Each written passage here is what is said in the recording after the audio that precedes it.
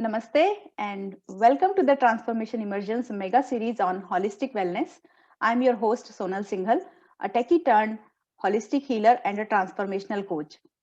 I'm very happy with this special series as we are learning wellness secrets from experts of diverse backgrounds all over the world. Now, let me introduce you all to the guest speaker of today. I have with me Dr. Manjari Nadkarni from Canada. Dr. Manjari is an Ayurvedic MD, a registered holistic nutritionist, and a certified base allergy consultant. Welcome, doctor, to the Transformation Immersion. It's a yeah, Thank it's you a so much for having me. yeah, it's a pleasure meeting with you. Actually, I was looking forward to meet you, through our connection of Nilofer. So I see, doctor, that you originally coming from Maharashtra in India, Yeah. and now you are living in Canada. So in India, we are very much familiar with Ayurveda, and it's a kind of a form of medical care equal to conventional Western medicine. I wonder, like, it is recognized the same way in Canada also, or not? And what challenges did you face in establishing your Ayurveda practice in Canada? So we're getting straight to the point, which is exciting. So thank you first for inviting me. It is such an opportunity to share this. And as you said, Ayurveda is very popular in India. Being Mhm. an Ayurvedic doctor, I was motivated by my own health journey.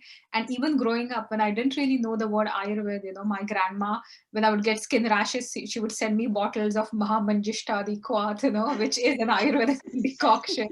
And the only thing I remembered the name was because it sounded like my own name, Manjiri. Yeah, that's what I also noted. Yeah, so it sounds similar. So I was like really curious, that okay, this would take all the heat rashes away, and it worked really well.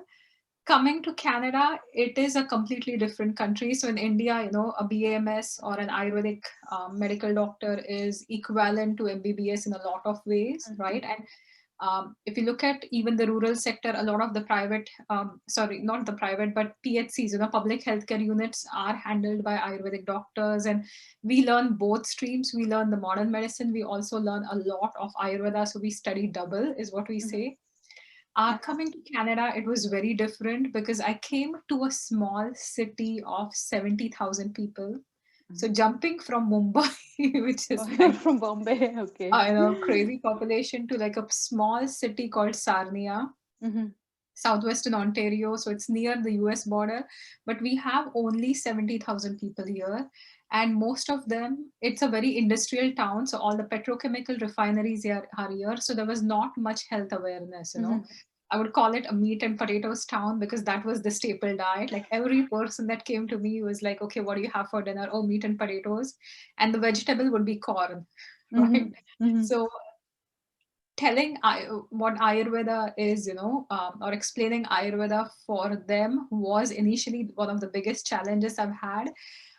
Especially with my MD, I was used to so many technical terms and so much in depth, but I developed myself over the past years to be able to talk comfortably in an everyday language Mhm. and explain people the power of Ayurveda. And right now, a lot of my clients are through the word of mouth or referrals because they get results and they'll refer somebody. So still it happens that people don't know much about Ayurveda, Mhm. but they know that, okay, Manjari has helped someone and that's how they come my way.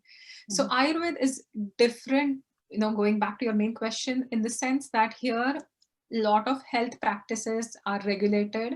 Mhm. So the government regulates mainstream medicine, the government regulates pharmacy, nursing is a regulated field, even homeopathy got regulated a few years Mhm. back, but Ayurveda is not regulated by the government. So we have to do a lot of self regulation. At the same time, it is becoming increasingly popular, right? And Mhm. um, it's amazing to see so many people who are studying Ayurveda being Western. They have no background, they Mhm. have no idea about Sanskrit, they can hardly speak Hindi or Marathi, which is an easier way to understand Sanskrit, but they try to find the sahitas and they'll chant all the shlokas and they'll take a lot of efforts to study Ayurveda. So Mhm. that itself has been very exciting and encouraging. So, I mean, but still you are allowed to practice, That's what Yeah, I so wanted to ask. yeah, so Ayurveda legally is on their NOC code or National Occupation Code, right? So Mhm, we are on the list, but we are not regulated. The mhm, benefits of regulated profession are, everybody knows about it. It's mhm, covered through your extended healthcare. mhm. With me, a lot of them have to pay out of their pocket, Ah, right? And for us, healthcare is free. It's taken care by the government. mhm. But still, my practice is growing every single day, which Which I'm is good. really thankful about. Yeah. Yeah. Okay. So, as we are coming from India, as I mentioned before, and we are aware of the term Ayurveda. But can you explain for our viewers' sake, because many of them are not from India, can you explain the term Ayurveda? Yeah. So Ayurveda is made up of two words, and Ayurveda is a little bit anglicized pronunciation. In India, we call it Ayurved. Yeah. So Ayu means life, and Ved means science or wisdom. So Ayurveda is essentially the science of life. It is all about preventing any health conditions as well as managing any health conditions that you already have. So first we focus on prevention so that Mm-hmm, you can live a happy, healthy life. mm-hmm, And we focus on a lot of core tenets. So one of the main things about Ayurveda is, it focuses on you to be Sukhayu, which means you should have a happy life, mm-hmm, and also Hitayu, which means that you should be good for the welfare of your community. So you have to strive to do your karma, or uphold your dharma or your duty, mm-hmm, and your life has to be productive in terms of what you're giving back as well. So mm-hmm, it's a very um, though it's a medical science, it's a very conscious medical science. It's really a part of my spiritual journey, and all the Ayurvedic practitioners, they look at it more as a spiritual science than just, mm-hmm. another thing you're practicing.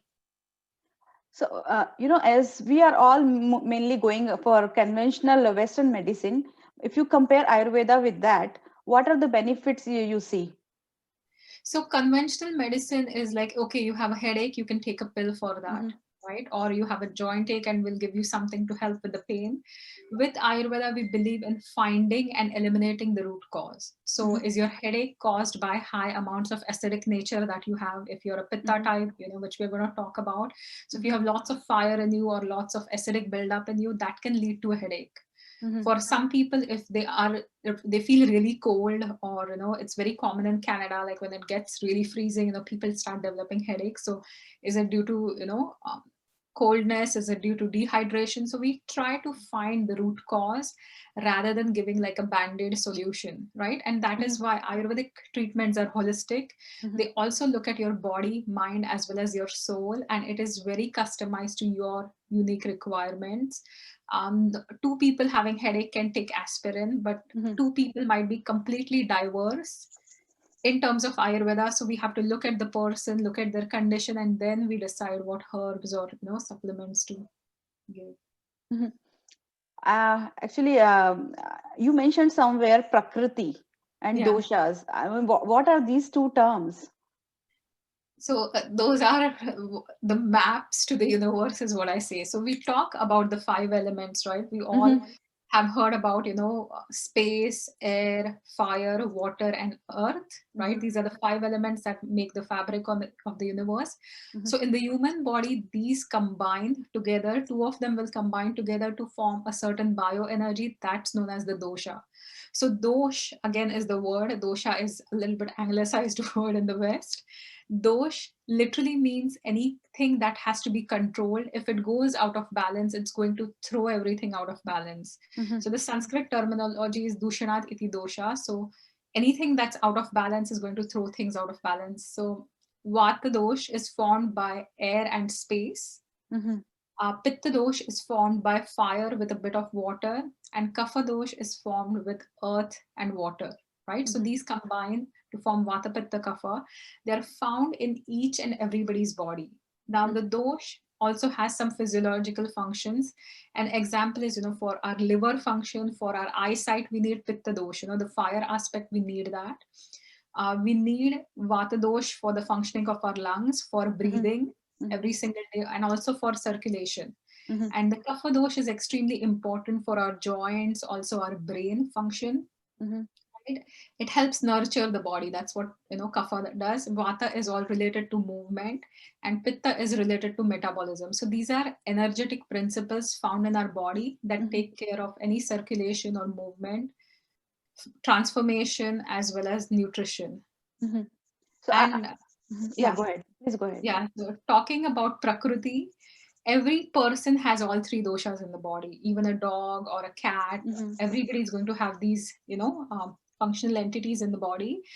And whatever is dominant talks about their prakriti. So when I look at you, when I look at your eyes, you have a slightly roundish face but a little pointy chin and a sharp nose. So you are a combination of kapha and pitta. So when I look at you, I haven't done your quiz, we're meeting live for the first time, but from that I can make certain guesses about you, that you'll be intelligent, like probably with your career and all that, and you're a go-getter, like you won't take no for an answer, right? That's the pitta in Mhm. you, which will drive you and drive you.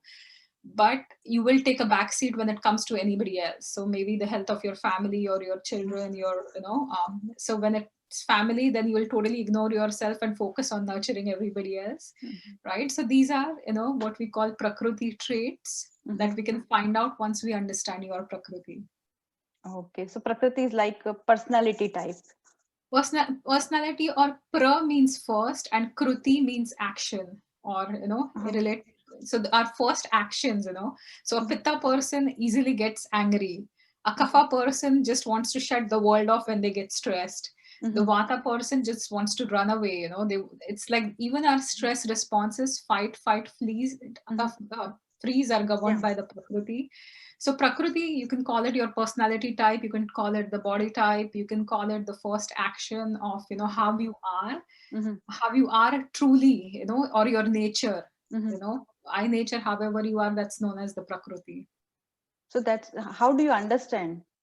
So there are a couple of quizzes that you can take. Ideally, with in an Ayurvedic setting, I try to go for a questionnaire. I talk to the person right from how they are as children, because the prakriti is the fixed part of you. These doshas that we talked about keep changing throughout our life stages, Mhm. ages. Even with dietary, they'll have fluctuations, but prakriti is the constant part to you that never changes. If you go on to my website, manjarinadkarni.com, you can also find a dosha quiz. Mhm. And for the freebie, they're also going to get a dosha guide, so you Mhm. can find out more about it. I've included the Prakriti quiz right in the dosha guide. Mhm. Yeah, I think it's relatively new terms for me. Although I have some knowledge of this acupressure, so 5 elements from there I understand, but I don't know how much similarity is there. Yeah, in Chinese medicine, because I think acupuncture, acupressure, they all came from Chinese Mhm. modality. So they have two different ones. So they consider metal and wood Mhm. as, the 5 element. I think in place of the space or Mhm. something. I'm Mhm. not quite Yeah, sure, yeah, but yeah, yeah. yeah, Space is not there. yeah, space is not there. And one more, I think water Earth is is probably there. not there as well. Water is there. Water is there. Yeah. Yeah. So air, fire, earth. What about Earth is earth? there. Earth is there. Fire is also there. Dryness is there. This is Okay. something different. Metal Okay. is there. Yeah, So metal and wood they consider, right? yeah, yeah, it's little different. Yeah. So, uh, Doctor, you mentioned in your bio that you specialize in the treatment of chronic conditions like digestive disorders and hormonal imbalances and metabolic disorders. So, I wonder, like, what is your approach in addressing some of these issues when a client approaches to you? So the first is to get a detailed history to really understand the person. I Mhm. also look at the prakriti as we mentioned, and then I will, try to figure out the root cause. So in Ayurveda, we believe that, once you find the root cause, you're Mhm. uprooting the tree completely, right? Mhm. So rather than cutting the branches to decrease the symptoms, if you completely uproot that disease from your body, is only when you get to the root. So that's what I try to do. So with digestive disorders, if it's acid reflux, we try to find out, okay, what is causing acid reflux, Mhm. if you're constipated or if you have any diarrhea. So we try to figure out whether it's food, or even stress has a huge part in today's world. Mhm. So people, as soon as they get stressed, the digestion goes for a toss, like your Mhm. body is going to focus on that survival mode rather Mhm. than it's going to rest and digest. And that's why a lot of people end up with chronic digestive issues Mhm. because of stressful lives and stressful jobs. Mhm. So, depending on what's going on, I will try to identify the root cause and then we take care of it. The same with metabolic conditions, overeating, excess sugar indulgence can lead to metabolic defects like blood Mhm. sugar and all that. But stress could make you eat all the sugary foods. So we have to find exactly, okay, in your life, is it the dietary stress, or is it like a lifestyle stress, or is it an emotional stress? So once we figure that out, then we can have, an approach to helping you get rid of your symptoms completely. Mhm. So this is like you first reach to the root cause, but Yeah. then what else? What after that? What do you give after that in terms of medicines? Yeah, so we can change the diet, lifestyle, and then there are plenty of herbs, that are very Mhm. common. So, digestive wise, Triphala is one of like a Mhm. really wonderful herb, and Mhm. people take it for, just laxative action, or oh, Mhm. if they're Mhm. constipated, they try Mhm. Triphala. But Triphala is also known as a rasayan. So, rasayan Mhm. means that it travels through all the body channels Mhm. and it can nourish all your tissues as well. So, it Mhm. is one of the most potent herbs in Ayurveda, and then I would typically give like Ayurvedic herbs depending on what's required to you. Mhm. So these So herbs are available in Canada, or you can yeah, order online. yeah. So in Canada, a lot of herbs are available. I use a lot of single formulations because in India, we have the exposure of lots of Granthokta formulations. Everything mentioned in the text is pretty much available in India due Mhm. to the rules and regulations and the change in the country regulations. We don't get a lot of formulations, but we do get enough Mhm. that we can help the clients with. I also use a lot of Western herbs. So I have books, if you can see at the back, and I have a lot of Western herbal books as Yeah. well, which I've read and Mhm. updated my knowledge. Because in Ayurveda, Acharya Charak says that wherever you go, Mhm. that's where you should source your herbs from. So Mhm. that's what I do. I'll focus on a lot of um, Western herbs in my practice too. Mhm.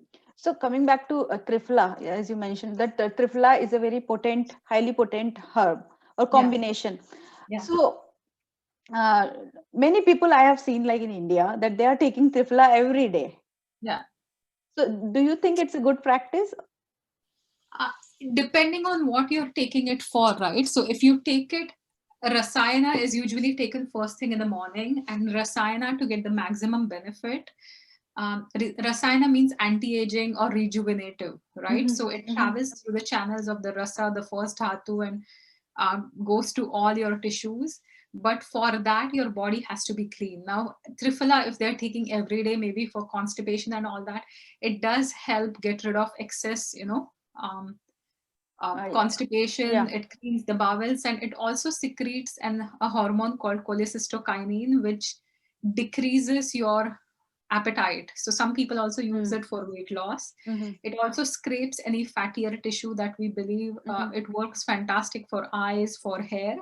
Mhm. So if you're using it in a good way, it's going to help you. But any Ayurvedic herbs are to be taken under the guidance of an Ayurvedic doctor. Mhm. I don't recommend people taking it just, it's not like a over the counter prescription Mhm. that you just pick something and take it. The Mhm. same with ashwagandha, the same with shatavari Mhm. and other Mhm. herbs. If you want to get the maximum benefit, invest in a good Ayurvedic doctor who can really understand what's appropriate for you Mhm. and then guide you. Mhm. So, as an Ayurvedic practitioner, what's your perspective of any illness or any physical disorder? Or, in other words, what exactly an ailment is telling us about ourselves or our body, and how can we get healed? That's a very complex question. So in Ayurveda, with physical disorders, from an Ayurvedic perspective, all disorders are caused by a poor digestion, is what we believe. Mhm. And it's Roga Sarve Api Mande Agnav is the shlok, right? Mhm. So everything is caused by a poor digestion or Digestion. poor fire. Mhm. And in today's world, even your mental thoughts have to be processed, right? Or Mhm. undergone digestion. So if you are getting inflamed mentally because of certain conditions, and they're not digesting, then you might have mental health issues. Mhm. In digestive, uh, going back to the physical body, if you eat something, right, but you can't absorb the nutrients, you Mhm. might end up with a lot of deficiencies and you will fall sick, Mhm. right? If you're not breaking the food down, if you're not absorbing the nutrients, or you're not eliminating wastes, because digestion is not just about foods breaking down or not Mhm. getting bloated.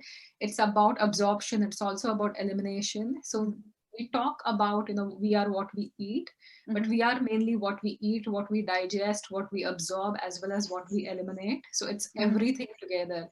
And that's what Ayurveda teaches us. You have to look at different perspectives of the individual. You cannot separate the system as Mhm. it's done in the modern medicine.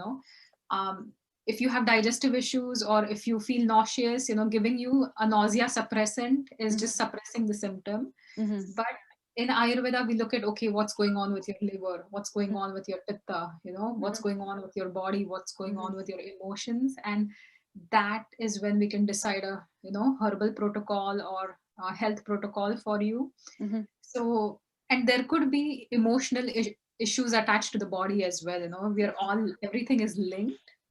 Mhm. So it's not just always about the body, but a lot of mental Mhm. frameworks can affect your body as well.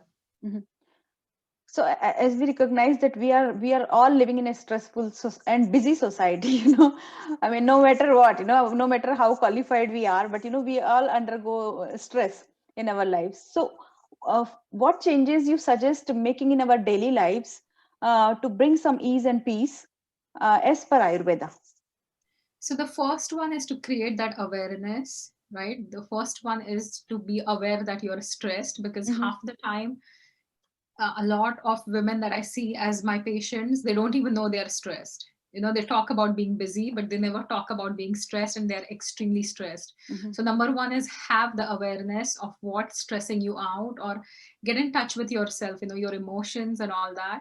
The second is always to have a routine. In Ayurveda, we are really focused on, dinacharya and Mm-hmm. ratri charya as well. Mm-hmm. So waking up in the morning before sunrise is vital to our life. It's vital to our being, because right now we have our homes which are lit with tube lights and all that, Mm-hmm. so we have artificial lighting 24/7. In the olden days we didn't, but our body is still following that circadian rhythm. So when the sun rises, you're going to have maximum nutrient absorption, you're going to feel energized. So waking up early in the morning, getting out, getting some sun, so you get that vitamin D, right?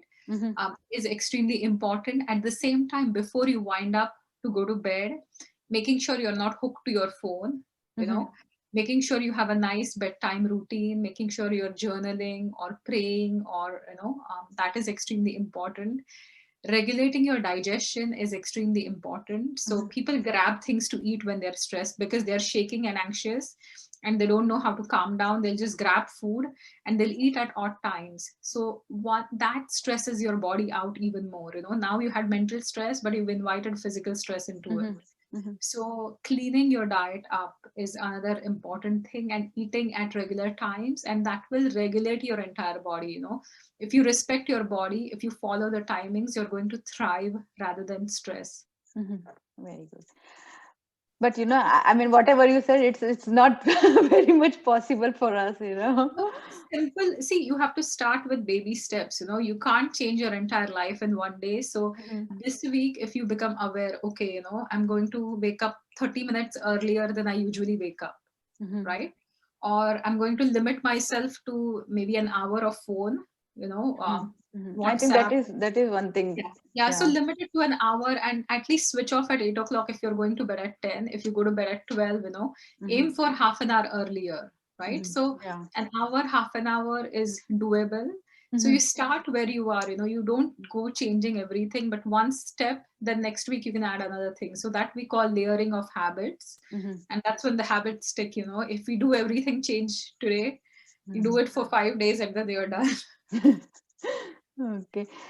So, doctor, you are giving us some guide on Ayurvedic dosha. Can you please tell us about it, like what it is? So we talked a little bit about doshas and prakriti. So in this Ayurvedic dosha guide, what I give you is there are some cheat sheets. So you can understand your dosha and what foods you should eat, what you should avoid for your prakriti. So in the first, there is this quiz, the Ayurvedic dosha quiz, which you take. It's about 44 points, and always do it as you are, not how you feel at the moment. So if you're feeling anxious, but you've never been anxious growing up, don't mark anxiety right now because you're feeling it. Maybe sit down with someone who's known you all your life and fill the form with them so you know what your prakriti is all about. And then you can learn, okay, these are foods that are good for me and these are foods that are not so good for me, things to avoid, things to include. The same with lifestyle, the same with diet, meditations, a little bit of crystal. So I've added everything in that. And so it's going to really help you incorporate some Ayurveda in your life. I know these are baby steps, and I know a lot of our listeners are new to Ayurveda, but hopefully the guide will encourage you to start incorporating simple Ayurvedic practices, start eating which is right for your body, for your dosh prakriti, to balance the doshas. So that's my goal from the guide. So as you mentioned about crystals, I just like just a question. Do you practice any other modalities apart from Ayurveda? I have studied lots of modality. I've studied pranic healing as well. I don't practice it. Typically, like I use it for self healing. Crystals, I study a lot. So I have like all my crystals are right next to, my own practice. I love plants. I grow a lot of, plants. I have like turmeric growing in my home and different herbs. So I use crystals in them as well. So I love studying, I've studied yoga. I love studying about Kundalini, from an ancient Vedic perspective, not like the modern neo. Everybody's excited about Yeah, that. yeah. So that's what I'm really interested. But I do a lot of reading and I love learning about new things. Yeah. Okay. So thank you for coming on the Transformation Immersion and introducing us with Ayurveda. I believe that we must treasure the ways taught to us by our ancestors as they lived close in harmony with nature and understood it well in contrast to us. So, if you suffer from chronic conditions and have already decided that there is no cure for it, then I want you to give a second thought and consider checking with an Ayurvedic practitioner like Dr. Manjari, and you might get surprised with the outcome. Finally, I am thankful to the people who are watching this series. Let me know what you think of this interview. And also, don't forget to check the free guide given by Dr. Manjari and comment. Do let me know about this interview by commenting on my Facebook group, Body, Mind, and Soul Healing. Take care and bye for now.